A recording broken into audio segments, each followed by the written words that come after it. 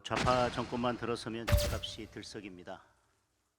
좌파 정권만 들어서면 국민의 삶이 두 배로 힘들어집니다. 부동산 가격은 심리가 매우 중요합니다. 좌파 정권은 대책을 발표할 때마다 부동산 가격이 반드시 오를 거라는 확신만 심어주고 있습니다. 이재명 정권이 출범한 지 4개월입니다. 오늘 세 번째 부동산 대책이 발표되었습니다. 사실상 6월 27일, 8월 14일, 9월 7일에 이은 네 번째 대책입니다. 평균적으로 한 달에 한 번꼴입니다. 정책의 횟수도 문제지만 내용은 더 심각합니다. 시장의 메커니즘과 국민의 수요를 전혀 이해하지 못하는 더 센 규제만 반복하고 있습니다. 청년 서민 죽이기 대책입니다. 한마디로 청년 서민 주택 완박 대책입니다. 서울은 일부가 아니라 전역이 규제로 묶였습니다. 경기도 12개 지역은 조정 대상 지역에, 투기 과열 지구에, 토지거래 허가 구역까지 일괄적으로 지정되었습니다.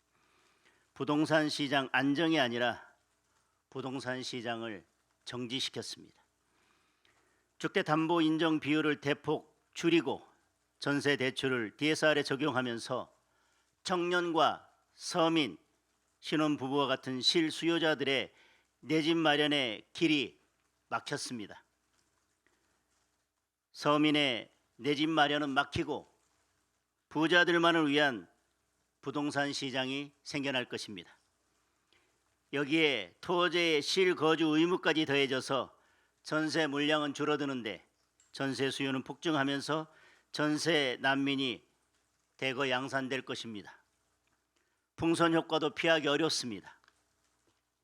규제가 없는 도시 지역으로 자금이 몰리고 결국 전국의 집값을 올리는 역효과로 되돌아올 것입니다.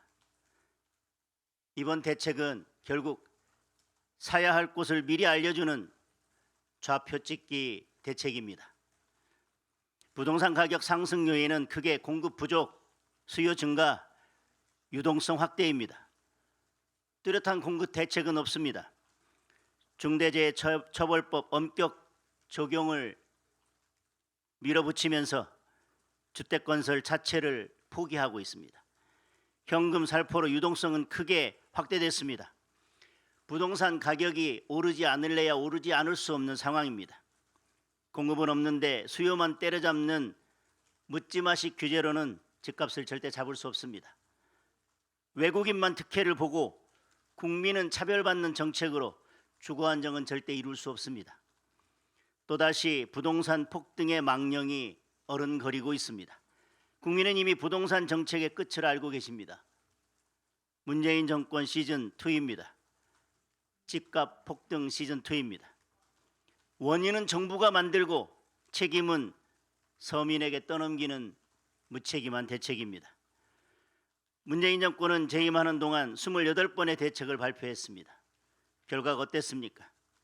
문재인 정권이 출범할 때 6억 원이었던 서울의 아파트는 5년 후 12억 원이 됐습니다. 2배가 오른 것입니다. 이재명 정부의 대책까지 합치면 전부 31번의 대책입니다. 이번 부동산 대책도 집값을 잡는 정책이 아니라 집값을 망치는 정책이 될 것입니다. 31전 31패가 될 것입니다. 부동산 시장을 경제의 한 축이 아니라 투기와 폭탄 돌리기로 생각하는 좌파 정권의 삐뚤어진 인식이 문제의 핵심입니다. 좋은 집에 살고 싶은 국민의 꿈이 왜 투기입니까? 내 집 마련을 위한 서민의 노력이 왜 비난받아야 합니까? 초강수로 집값이 잡히지 않으면 다음은 뻔합니다. 세제를 개편하고 보유세를 대폭 올려서 내 집 마련의 꿈을 포기할 때까지 국민을 옥죄는 것입니다. 다음 대책이 무엇이든 결과는 똑같습니다. 이제 집 한 칸 마련하는 것조차 힘겨운 현실입니다. 집값 폭등과 주거 불안정에 피눈물을